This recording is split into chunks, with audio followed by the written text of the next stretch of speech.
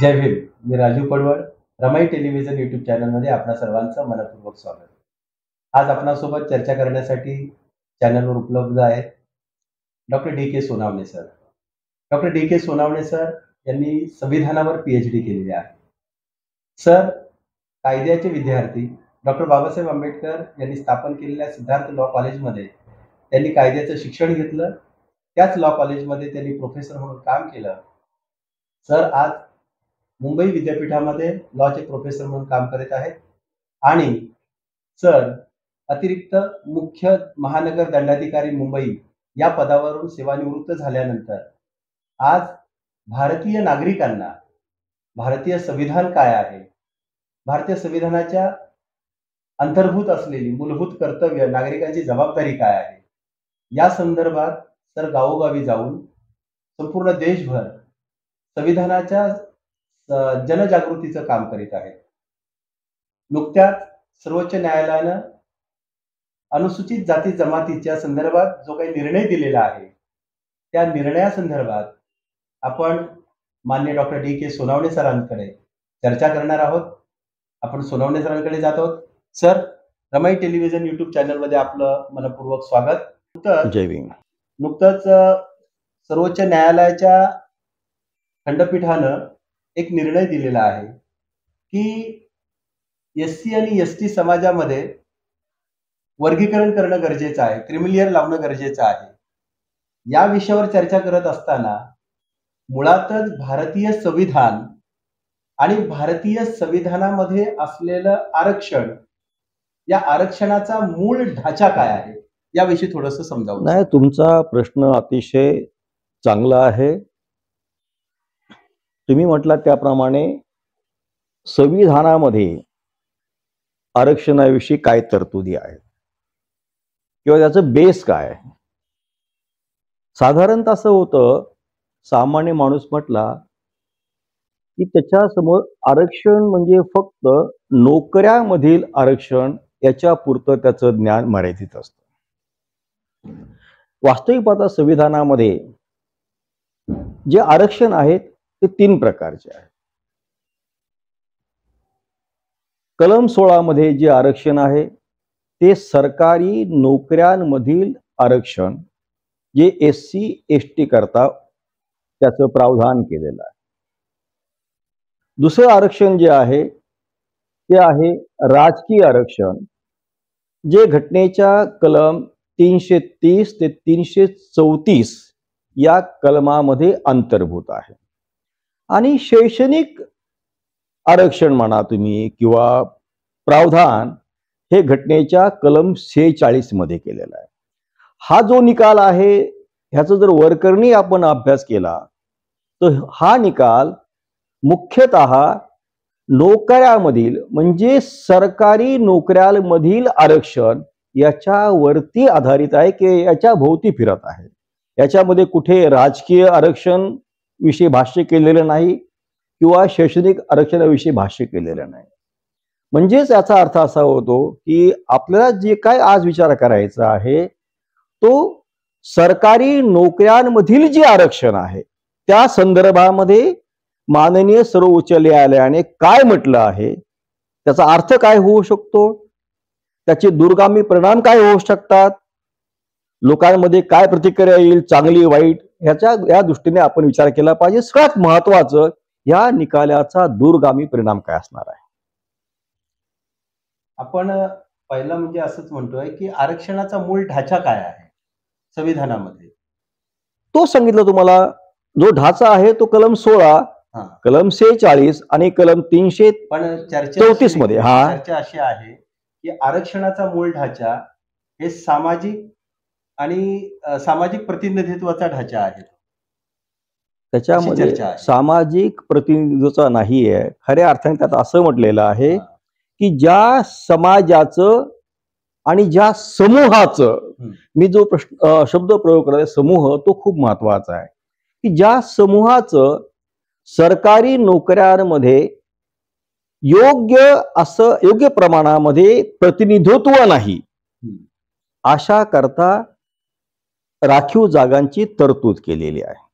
जर समजा एखाद्या समाजाचं किंवा समूहाचं, इम्पॉर्टंट शब्द आहे, समूहाचं प्रतिनिधित्व योग्य प्रकारे असेल, ॲडिक्वेट असतं शब्द म्हटले, ॲडिक्वेट योग्य असेल तर त्याला आरक्षण मिळणार नाही.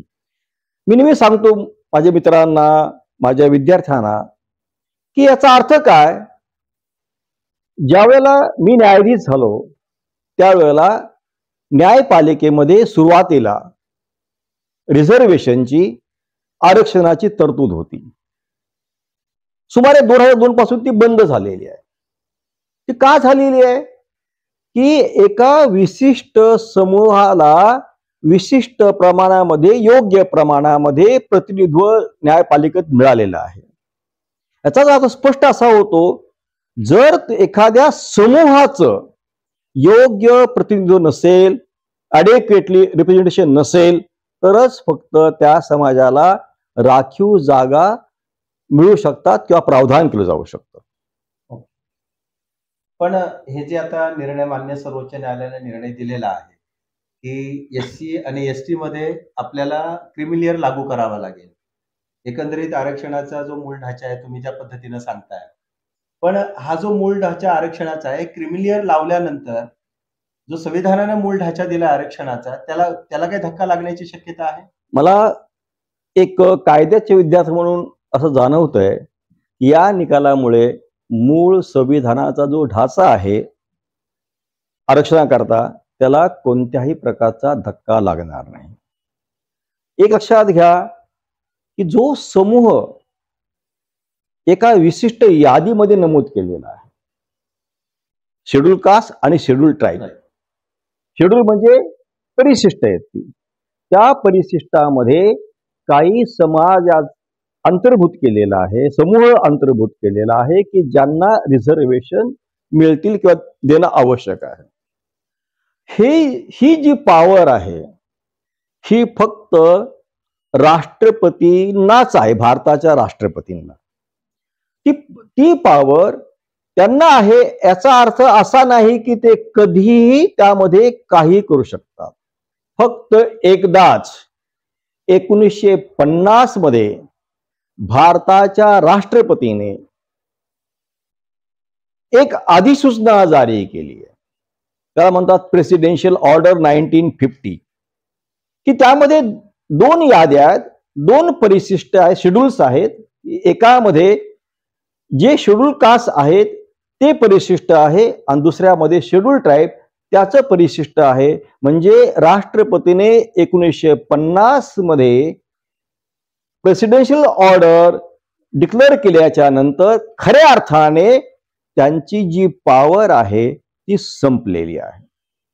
एक लक्षात घ्या महत्वाचं, की ही जी परिशिष्ट आहे, राष्ट्रपतीची प्रेसिडेन्शियल ऑर्डर आहे, त्यामध्ये 1950 नंतर बदल होऊ शकतात. त्यामध्ये एखादा समूह ऍड होऊ शकतो, एखादा समूह कमी होऊ शकतो, डिलीट होऊ शकतो. जरी राष्ट्रपतीची पॉवर असेल डिक्लेअर करण्याची, प्रेसिडेन्शियल ऑर्डर 1950, त्यामध्ये बदल करण्याचा जरी अधिकार असला, तो अधिकार राष्ट्रपतींना नाही, तर तो अधिकार फक्त संसदेला म्हणजे पार्लमेंटला आहे.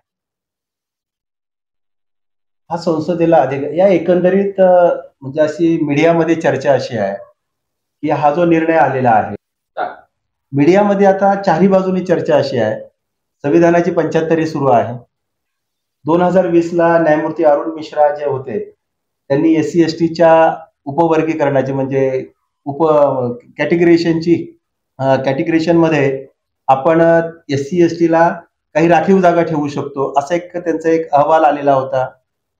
2015 मध्ये राष्ट्रीय स्वयंसेवक संघाचे सरसंघचालक भागवत यांनी सांगितलेलं होतं की आरक्षणाचं संशोधन झालं पाहिजे.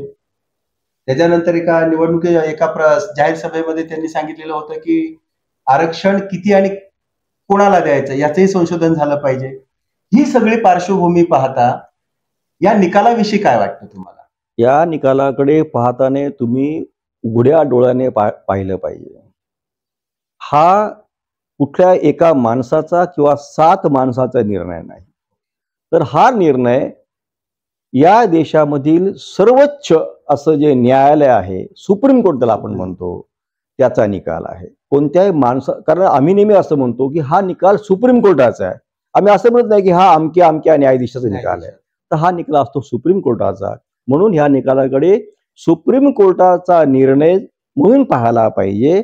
एखाद्या न्यायाधीशाने आपलं मत प्रदर्शन केलं असेल तर ते मत सुप्रीम कोर्टाचं आहे हे लक्षात घ्या तुम्ही. त्या व्यक्तीचं नाही. त्या व्यक्तीकडे तुम्ही पुन्हा माणूस आहे तो फक्त, त्याला जात धर्म काही नाही, तो फक्त सुप्रीम कोर्टाचा न्यायाधीश आहे. काय सुप्रीम कोर्टाने सांगितलेलं आहे की वर्गीकरण केलं पाहिजे किंवा क्रीमी लेअर लावलं पाहिजे. इथे लक्षात घ्या, कोर्टासमोर असतात त्याला म्हणतात इश्यू बिफोर द कोर्ट. न्यायालयासमोर असलेला जो प्रश्न आहे ज्यावरती न्यायालयाला निकाल द्यायचा आहे त्याला म्हणतात इश्यू बिफोर द कोर्ट. आणि त्यावर जे न्यायालयाचं मत असतं त्याला म्हणतात निकाल. यामध्ये या केसमध्ये क्रीमी लेअरचा इश्यू नव्हता.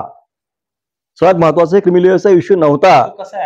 तर काही न्यायालय, सुप्रीम कोर्ट, हायकोर्ट म्हणजे न्यायालय एखादी केसचा निर्णय देताना काही विधानं करतात, मत प्रदर्शन करतात. त्याला कायद्यामध्ये म्हणतात ऑबिटर डिक्टम. तर हा ऑबिटर डिक्टम आहे. त्यांच्या समोर जी केस होती त्या केसचा निकाल देताना त्यावर काही केलेलं भाष्य आहे की तो निकाल म्हणतात नाही, त्याला म्हणतात ऑबिटर डिक्टम. परंतु हे सुप्रीम कोर्टाचं आहे. कारण काय म्हटलं सुप्रीम कोर्टाने की राज्य सरकारांनी राज्याने एखाद्या समूहाचं वर्गीकरण करण्यास हरकत नाही. म्हणजे खऱ्या अर्थाने करा असं म्हटलेलं नाहीत, तर ते करू शकतात. ते करू शकतात, पॉसिबिलिटी आहे. आणि माझ्या मते ह्या न्यायपालिकेचं हे धाडसाचं आणि कायदेशीर घटनात्मक असं धोरण आहे, पाऊल आहे.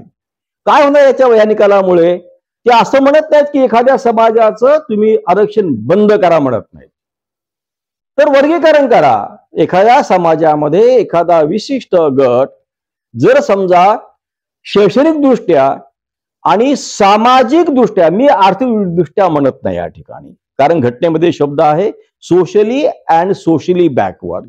पण जर त्याचा आर्थिक स्तर जर एका विशिष्ट मर्यादेपर्यंत गेला असेल तर त्या ठिकाणी न्यायालयाचं असं मत आहे किंवा सर्वांचं मत असं असू शकतं की जो त्या पातळीपर्यंत पोहोचलेला आहे त्याला आरक्षण देण्यात येऊ नये.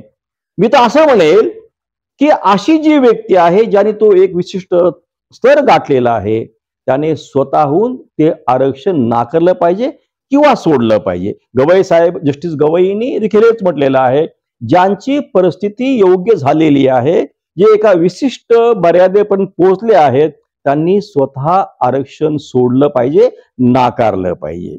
म्हणजेच याचा अर्थ असा होतो की मी माशी बोलताना चर्चा करत असताना एक उदाहरण दिलं की मी न्यायाधीश आहे, माझी मुलं इंग्लिश शाळेमध्ये शिकतात, त्यांची जी पार्श्वभूमी आहे ती चांगली आहे, ते कॉम्पिटिशन मध्ये जाऊ शकतात. परंतु माझ्या समूहामधला, खेड्यामधला एखादा गरीब विद्यार्थी की ज्याच्यापर्यंत सुविधा गेलेल्या नाहीत, आरक्षण सोडून द्या, सुविधा गेलेल्या नाहीत, त्यांच्यासोबत माझ्या मुलांचं कॉम्पिटिशन करणं हे योग्य वाटत नाही. म्हणजेच त्याचा अर्थ एका विशिष्ट समाजाने, समूहाने जर एक विशिष्ट पातळी गाठली तर त्याला एक क्रीमी लेअर लागणं अत्यंत गरजेचं आहे. तुम्ही समर्थनार्थ? मी त्याचं समर्थन करतो आणि ह्या निकालपत्राचं मी स्वागत देखील करतो. आणि समजा आता आपण जसं म्हणताय सर की सुप्रीम कोर्टाचं हे मत आहे, क्रीमी लेअर लावलं गरजेचं आहे, हे मत नोंदवलंय, मान्य सर्वोच्च न्यायालयाने हे मत नोंदवलेलं आहे. हे मत नोंदवत असताना सर्वोच्च न्यायालयानं ते अधिकार वर्गीकरणाचे कोणाला दिले? राज्य शासनाला, ज्याला आपण स्टेटमेंट. समजा हे वर्गीकरण झालं तर याचा एससी एसटी समाजावर काय परिणाम होऊ शकतो? काही होणार नाही. काय होईल, ज्या त्या समूहामध्ये लोक आहेत त्यांच्या तो डेटा, इम्पेरिकल डेटा आपण सरकारने जमा केला पाहिजे आणि जमा करून त्यानंतर जे ब क ड असं वगैरे करू शकतो, तसं करतील. त्यामुळे असं होणार आहे की त्या समाजाला प्रतिनिधी मिळणार आहे, राखीवचा काय मिळणार आहेत, तर त्या गटामध्ये हा एक अ गट आहे, ब गट आहे, जसं मगाशी आपण म्हटलं त्याप्रमाणे होऊ शकतं. उतरंड तयार होईल आणि ती उत्पन्नाची एक स्ट्रॅटेजी ठरवली जाईल, एक पायरी ठरवली जाईल आणि त्या पायरीनुसार त्या समाजाला त्या पद्धतीनं त्या समूहाला अबकड वर्गानुसार ते आरक्षण दिलं जाईल. आरक्षण संपणार नाही हा एक विश्वास. आरक्षण अजिबात संपणार नाही. संविधानिक आहे ते. आणि त्याच्यामध्ये मगाशी म्हटल्याप्रमाणे ज्या समूहाचं, समाजाचं शैक्षणिक आणि सामाजिक मागासलेपण आहे त्याच्याकरता ते आरक्षण कायम राहणार आहे. आरक्षणाच्या संदर्भात नेहमी आंबेडकरी समाजाकडे पाहिलं जातं की आंबेडकरी समाजानंच हे आरक्षण सगळं लुटलं. एससी समाजाचं, एसटी मध्ये अनेक जाती आहेत, तुम्हालाही ठाऊक आहे. पण आरक्षणाच्या बचावाचं आंदोलन हे आंबेडकरी समाजात जास्त लढतो आणि त्याच समाजानं हे आंदोलन म्हणजे आरक्षण लुटलेलं आहे असा एक समज आहे. त्याचे काय गंभीर परिणाम होतील याच्यावर, खऱ्या अर्थाने समाजावर? खऱ्या अर्थाने जर पाहिलं तर आंबेडकरी समाजाने म्हणजेच दुसऱ्या अर्थाने आपण स्पष्ट बोलायचं तर बौद्ध समाजाने की त्यांचं आरक्षण जास्त आहे. लक्षात घ्या, त्यांची लोकसंख्या जास्त आहे, त्यामुळे त्यांचं प्रतिनिधित्व जास्त आहे, हे आपण लक्षात घेतलं पाहिजे. आणि सगळ्यात महत्वाचं मी नेहमी सांगत असतो की 1956च्या नंतर या समाजाने धर्मांतर केलं. धर्मांतर केल्याच्या नंतर ज्या अंधश्रद्धा होत्या त्या सोडल्या आणि फक्त शिक्षणाची कास पकडली, त्यामुळे त्यांची प्रगती होत गेलेली आहे. त्या अंधश्रद्धेमध्ये जखडून राहिलेले नाहीत. इतर समाजाने मात्र काय केलेले, आज तागायत शिक्षणाची कास पकडलेली नाही खऱ्या अर्थाने किंवा पूर्णपणे, आणि त्या अंधश्रद्धेच्या गर्तेमध्येच फिरत आहेत. त्यामुळे आंबेडकरी समाजाची प्रगती झाली किंवा आरक्षण त्यांनाच मिळालं असं म्हणणं चूक आहे. उलट पक्ष असं म्हटलं पाहिजे की आंबेडकरांच्या आदेशानुसार त्यांनी शिक्षण घ्या, शिका, संघटित व्हा आणि संघर्ष करा, हा मंत्र स्वीकारला, शैक्षणिक पातळी वाढवली, त्यामुळे त्यांना बऱ्याच ठिकाणी चांगल्या नोकऱ्या मिळालेल्या आहेत.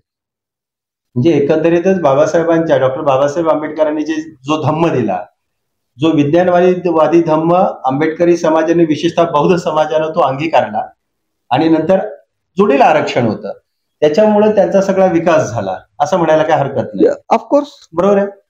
समजा आपण ही चर्चा जी करतोय आरक्षणाच्या संदर्भातली किंवा क्रिमिलियरच्या संदर्भातली, जनतेमध्ये, नागरिकांमध्ये आणि विशेषतः बौद्ध समाजामध्ये एक वेगळा सूर आहे असा की तुम्ही आरक्षण थांबवा नका थांबवू ती गोष्ट वेगळी आहे.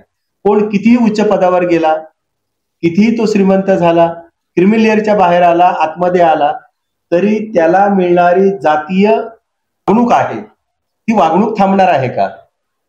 कितीही जरी कोणीही शिकलं तरी त्याची जात ही जात नाही, हे आपण लक्षात घेतलं पाहिजे. आणि आपण जात नाही म्हणून आरक्षण हे कायम राहिलं पाहिजे, त्या माणसाला मिळालंच पाहिजे, तो कोणी का असेना, याची आपण सांगड घालून चालणार नाही. हा सामाजिक प्रश्न आहे, हा घटनात्मक प्रश्न आहे. मी किती जरी शिकलो असेल किंवा एखादा मनुष्य किती जरी शिकला तरी त्याला त्याच्या जातीने ओळखलं जात आहे. आम्ही नेहमी सांगतो, तुम्ही मुंबई सारख्या, पुण्यासारख्या शहरामध्ये शिकता, इकडे तुम्हाला साहेब बोलतात आणि गावी गेले तर काय म्हणतात, अरे हा कोण रे, तो म्हणे आमक्या महाराचा नातू की आमक्या महाराचा पोरगा. अशा प्रकारे ही जातीयता कायम राहणार आहे. आणि ही जातीयता जर तुम्हाला नष्ट केली पाहिजे, खऱ्या अर्थाने जोपर्यंत तुमची आर्थिक प्रगती होणार नाही, शैक्षणिक होणार नाही आणि समाजामध्ये दुही कमी होणार नाही, तोपर्यंत मात्र तुम्ही असं म्हणून चालणार नाही की बाबा जातीयता आरक्षणामुळे जाते किंवा राहते. आरक्षण आणि जातीयतेचा तसा काही डायरेक्ट संबंध येत नाही. आपण चर्चा करताना असं म्हणतोय की क्रिमिलियर आला, ज्यांचं उत्पन्न वाढलं आरक्षणामुळे, ज्यांना आरक्षणाचे फायदे मिळाले त्यांनी आरक्षण सोडलं पाहिजे. म्हणजे ती सत्य गोष्ट आहे, मागच्यांनाही ते मिळालं पाहिजे. परंतु हे फायदे देताना जो काही क्रायटेरिया लावला जातो उन्नतीचा, आरक्षणाचा, तुम्हाला फायदा द्यायचा, आरक्षणाचा घ्यायचा आहे, मला आरक्षणाचा फायदा घ्यायचा आहे, हा फायदा घेत असताना ज्या यंत्रणा क्रायटेरिया लावतात तो क्रायटेरिया व्यवस्थित तपासला जातो किंबहुना तो क्रायटेरिया व्यवस्थित तपासला न गेल्यामुळं ज्यांना आरक्षणाचे फायदे मिळाले त्यांना ते मिळतच राहतात आणि ज्यांना मिळालेले नाहीत त्यांच्यापर्यंत पोहोचतच नाहीत, असं का होतंय? स्पष्ट बोलायचं की ज्या तरतुदी तुम्ही अशी म्हणतात की त्याची पडताळणी केली जाते का, खऱ्या अर्थाने त्याची पडताळणी योग्य प्रकारे केली जात नाही. बऱ्याच केसेसमध्ये असं घडलेलं आहे किंवा घडत आहे, एखाद्या माणसाची परिस्थिती चांगली असते परंतु तो आरक्षणाकरता माझं उत्पन्न फक्त 1,20,000 आहे असं तहसीलदाराकडून किंवा योग्य अथॉरिटीकडून दाखला मिळवतो. त्याचं वजन हो उत्पन्न जास्त असताना देखील. तर खऱ्या अर्थाने मग असं म्हटलं पाहिजे की त्याची पडताळणी योग्य प्रकारे होत नाही. आताच आपण एका प्रकरणाचं गांभीर्याने पाहतोय, त्यामध्ये ते झालेलं आहे ना की उत्पन्न लपवलं जातंय, तुमची पात्रता जी आहे वैद्यकीय पात्रता ती लपवली जाते किंवा दडवली जाते किंवा खोटे सर्टिफिकेट दिले जातात. अशा प्रकारे खऱ्या अर्थाने जर पाहिलं तर प्रत्येक दाखलाचं निरीक्षण करणं शक्य नाही. 1,000 लोक जर असतील तर त्यांनी दिलेले दाखले तपासत बसण्यामध्ये वेळ खूप जाऊ शकतो. त्याकरता अशी एक यंत्रणा पाहिजे की देतानेच तो दाखला देताने पूर्णपणे काटेकोरपणे तो मनुष्य त्या संज्ञेमध्ये बसतो का याचा विचार झाला पाहिजे.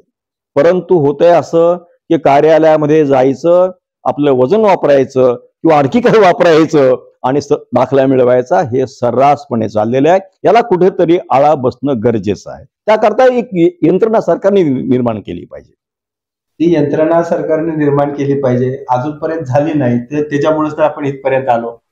ही सगळी उठाठेव जी झाली किंवा सुप्रीम कोर्टाचं जे काय मान्य सुप्रीम कोर्टाचं जे काय मत आलं, ह्या सगळ्याचा निचोड तोच निघतो ना तिथे, की जे काय आरक्षणाची यंत्रणा राबवणारी यंत्रणा आहे त्या यंत्रणाचेही काही लूपहोलचा काही लोकांनी भाग घेतला, म्हणजे उपभोग घेतला आणि त्यांनी आपलं वैयक्तिक साध्य साधलं. ह्याच्यात एक महत्वाचा भाग निघतो की यंत्रणेच्या लूपहोलचा जो काय आपण फायदा घेतोय त्याला नैतिकताही तेवढीच जबाबदार आहे. आपण नैतिकतेने किती वागतो त्यालाही तेही तेवढंच जबाबदार आहे. समजा उद्या राज्य सरकारांनी क्रिमिलियर लावला तर वरचे आरक्षण सोडतील? त्यामध्ये स्पष्ट बोलायचं तर शक्यता खूप कमी वाटते मला. शेवटी नैतिकता आलेली आहे. नैतिकता पाळणार नाहीयेत, आपलं स्टेटस लपवतील. वास्तविक पाहता IAS अधिकारी असतील, सुप्रीम कोर्टाचे न्यायाधीश असतील, हायकोर्टाचे न्यायाधीश असतील, यांनी खऱ्या अर्थाने कुठलाही प्रयत्न करू नये. परंतु सर्रासपणे काही लोक करतायत आणि काही लोक मात्र करत नाहीत. मी नेहमी सांगतो माझ्या विद्यार्थ्यांना, माझ्या मित्रांना की बाबा तुमची मानसिकता तयार करा, नीतिमत्ता नैतिकता ही जपा. ज्या वेळेला तुम्ही विशिष्ट पातळीवर जाल ना तेव्हा तुम्ही स्वतःच्या पायावरती मजबूतपणे खंबीरपणे उभं राहायची ताकद तुमच्यात पाहिजे. ज्या वेळेला मी 83 मध्ये वकील झालो त्या दिवसापासून मी ठरवलं मी आज वकील आहे, माझी आर्थिक परिस्थिती चांगली आहे, कॉम्पिटिशनमध्ये माझ्या मुलांचा फी भरायची आहे, ती फी मी निश्चितपणे भरू शकतो. मी तेव्हापासून माझ्या कोणत्याही एकाही मुलाला कोणती फ्री सीप घेतलेली नाही. तुम्हाला एक सांगतो मी की माझी मुलं इंग्लिश शाळेत होती, माझी मुलगी माझी तिथे SC म्हणून पण तिला फी सवलत होती आणि मुलगी म्हणून होती. तिने सांगितलं की माझे डॅडी म्हटले कुठलाही फॉर्म भरायचा नाही. त्या टीचरने मला बोलवून घेतलं शाळेमध्ये, तुम्ही का घेतलं? मी म्हटलं अहो मी न्यायाधीश आहे, आज माझा चांगला पगार आहे, एका विशिष्ट पोझिशन मध्ये आहे, मी ह्या थोड्याशा रकमेकरता माझ्या मुलीला का खाली पाहायला लावू आणि मी माझं नीतिमत्ता का सोडू? ते म्हणजे लिहून द्या. मी लिहून दिले त्यांना. तर अशा प्रकारे तुमची मानसिकता तयार होणं गरजेचं आहे. हा क्रिमिलियर लागला तर शेवटी जो काय खालचा वर्ग आहे ज्याला पुढे येण्यासाठी क्रिमिलियर लावला जाईल अबकड वर्गामध्ये, त्यावेळेला त्या समाजानं नक्की कोणत्या भूमिकेतून आता वागायला पाहिजे? त्यांनी एक लक्षात घेतलं पाहिजे की माझं ताट भरलेलं आहे, माझ्या दुसऱ्या बांधवाचं ताट कमी भरलेलं आहे किंवा रिकाम आहे, किंवा माझ्या भरल्या ताटातून जर माझे काही भाग जर माझ्या भावाला दिला मी, त्यामध्ये मी काही चूक करत नाही, मी फुकट माझं ताट भरलेलं फक्त असावं, ही भावना सोडणं गरजेचं आहे. काही होणार नाही. मी म्हणजे एक विशिष्ट समाजामधली व्यक्ती आपलं आरक्षण सोडेल, त्याच्या ताटातलं त्या जो भाऊ माझा आहे त्या समूहामधला, ज्याला खऱ्या अर्थाने गरज आहे, त्याला ते नक्की मिळेल. कारण जर खेड्यापाड्यात जर गेला तर त्या मुलांना एक वेळा खायची देखील परिस्थिती नसते. अशा लोकांना आरक्षणाची खूप गरज आहे. तर मी जर माझा जो समाज आहे, माझा समूह आहे, त्यांनी जर आपल्या ताटात त्यांना दिलं तर काहीही फरक पडणार नाही. आपण नीतिमत्तेचं बोलत होतो. एक शेवटचं जाता जाता म्हणतो, सध्या समाज माध्यमांवर एक चर्चा सुरू आहे. ती चर्चा अशी आहे की क्रिमिलियर लावा, हरकत नाही. नावाचा माणूस आहे, तो क्रिमिलियर असल्यामुळं एखादी पद निघालं त्या पदावर तो येऊ शकत नाही. परंतु दुसरा जो आहे ड वर्गातला, त्या पदावर येण्यासाठी त्याला ती शैक्षणिक पात्रता नसल्यामुळं ते पद तिथं भरलं जाऊ शकत नाही. मग दोन्हीकडे जशा आजही सुरू आहे, दोन्हीकडे उमेदवार उपलब्ध नसल्यामुळे ते जनरल कॅटेगरीतून पद भरलं जातं. ही व्यवस्था पुन्हा रुजू होईल. एक लक्षात घ्या, आपण मगाशी म्हटल्याप्रमाणे अगोदर तुमचा जो फोकस हवाय तो पाहिजे शिक्षणाकडे. शिक्षण जर नसेल तुमच्याकडे तर तुम्ही त्या पदाची अपेक्षा कशी करू शकाल? तर जर तुमचं शिक्षण असेल, ती पात्रता असेल, तर निश्चितपणे तुम्हाला त्या पदापर्यंत जाता येईल. परंतु होतंय काय की एखाद्या पदाचा योग्य उमेदवार मिळत नाही, मग ते पद एकतर राखीव तसं ठेवलं जातं किंवा खुल्या वर्गाला दिलं जातं. ही परिस्थिती जर आपल्याला टाळायची असेल तर तसा उमेदवार ज्याने पात्रता आहे तो उमेदवार कशी पात्रता मिळवू शकेल याकडे लक्ष देणं गरजेचं आहे. तुम्ही त्यांना शिकू द्या, त्याला शिक्षणाकरता प्रोत्साहन द्या, मदत करा, आपोआप त्यांना शैक्षणिक पात्रता येईल. धन्यवाद सर. आपण मान्य सर्वोच्च न्यायालयाने जो काही निर्णय दिला क्रिमिलियर लावण्यासंदर्भातला, याविषयी एक चांगली चर्चा केली. आपण स्वतः एक माजी न्यायाधीश आहात, कायद्याचे अभ्यासक आहात आणि आता संविधानाची जनजागृती आपण करत आहात. आपण म्हणालात की आपण या निर्णयाच्या बाजूने आहात आणि आपण सहमत आहात की ज्यांना आरक्षणातून ज्यांची ताटं भरलेली आहेत त्यांनी आता आरक्षण सोडणं गरजेचं आहे. रमाई टेलिव्हिजन युट्यूबसाठी जो वेळ दिलात त्याबद्दल आपलं मनपूर्वक धन्यवाद. जय भीम. जय भीम सर.